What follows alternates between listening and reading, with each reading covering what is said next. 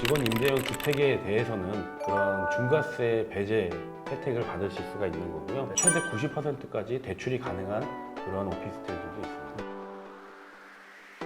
일단은 그 일반 오피스텔에 비해서 업무용 오피스텔로 분류가 되면 최근에는 이제 대출이 많이 규제가 있기 때문에 네. 대출 금액이 많이 줄어들었죠. 네. 그래서 부동산 투자가 상당히 위축이 됐는데 업무용 부동산 특히 기숙사 용도로 하실 경우에는 최대 90%까지 대출이 가능한 그런 오피스텔들도 있습니다. 네, 아직도 그런 게 있고요. 네네. 그런 것들을 이제 업무용 오피스텔로 사용하실 때 이점이 있다라는 말씀이시고. 네, 그렇습니다. 네. 그래서 이제 변경된 부동산 세법에서는 법인이 보유하고 있는 주택을 양도를 할 경우에는 양도택에 대해서 추가적으로 과세를 하거든요. 네. 중과세를 매기고 취득할 때에도 취득세 중과세가 있습니다. 네. 하지만 예외 규정으로 직원 임대형 주택에 대해서는 그런 중과세 배제 혜택을 받으실 수가 있는 거고요. 네.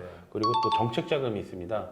회사에서 직원 복지를 위해서 네. 기숙사 용도의 부동산을 취득할 경우에 네. 중소기업진흥원에서 90%까지 1.5%의 저금리로 대출을 사용하실 수 있는 그런 혜택이 있습니다. 야, 1.5%면 요즘 굉장히 귀한 금리인데. 최근에 금리가 많이 올랐기 네, 때문에 네. 상당히 큰 혜택이라고 보실 수 있겠죠. 네. 그러니까 이제 이런 것들을 못하는 경우에는 거의 몰라서. 네. 그렇죠. 정보가 가장 중요한데 네. 대부분 모르셔서 사실은 이런 기회들을 활용을 못 하시는 경우가 많죠. 네, 그러면 법인이 그러니까 오피스텔을 기숙사로 사용했을 때 이점이 어떤 게 있는지 세제 혜택에 대해서 좀 자세히 설명해 주세요. 먼저 법인 기업체가 직원들의 숙소, 기숙사 용도로 부동산을 취득했을 때 네. 이건 뭐 오피스텔뿐만이 아니라 아파트나 뭐 주택도 사실은 해당이 될 수 있는데요. 네.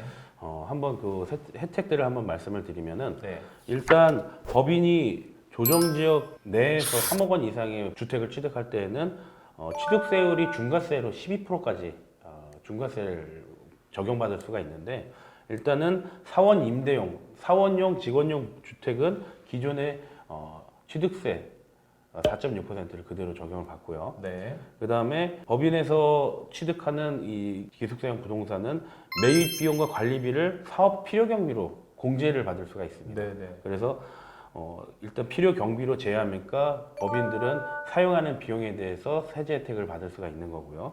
그 다음에 양도를 나중에 하게 될 경우에는 네. 양도 차익이 앞으로는 법인이 보유한 주택을 양도했을 때 추가 세율이 있는데 그 추가 세율을 적용받지 않고 양도할 때 법인세율로 적용을 받습니다. 법인세율로요? 네네. 그러니까 법인의 소득세율과 동일하다는 말씀이세요? 네네, 맞습니다. 그렇군요. 예전에 법인으로 아파트나 주택을 투자하는 붐이 일었던 이유가 사실 그거거든요. 네네. 개인으로 했을 때는 양도세 부담이 크지만 법인은 양도세가 법인세율로 적용을 받기 때문에 네. 많이들 투자를 하셨던 건데 지금은 이 기숙사 용도, 직원 숙소 용도의 부동산만 한해서만. 그 네. 법인세율로 적용을 받으시고요. 네. 그 다음에 기준 시가가 3억 이하인 소형 오피스텔들의 경우에는 종합부동산세에서 합산과세 배제 대상이 됩니다. 네. 그래서 세금적인 부분에서 여러 가지 혜택을 받으실 수가 있는 거죠. 네, 그렇군요. 그리고 직원 숙소로 이제 기숙사를 제공을 했을 경우에 아무래도 직원들에 대한 복리 후생 차원이기 때문에 직원들의 회사에 대한 충성도가 좀 더 높아질 그렇죠. 수 있고 기업 경쟁력에서도 네. 어느 정도 선점우리할 수 있고. 예. 그렇죠. 그리고 이제 직원들의 연봉이라든가 급여에 관련해서도 이제 기숙사를 제공한다는 것이 상당한 메리트가 될 수 있고 그런 부분에서도 직원들의 복리후생 상당히 직원들의 이직률이 사실은 그 기업 대표님들이 상당히 골치 아프시거든요. 특히 반월시와 말씀하셨는데 그쪽 제조업 같은 경우는 더 하죠. 네, 유능한 인력들을 계속 이제 고용하고 있기에 상당히 어려운 부분이 있기 때문에 그런 기숙사를 제공하면서 기업체들은 각종 세제 혜택을 받으시고 직원들은 회사에 대한 충성도가 올라가서 근속 연수가 더 길어질 수 있는 그런 혜택이 장점이 있어요. 사실 보통 기숙사 하면 이제 그 공장 안에 있거나 혹은 이제 별도의 단지를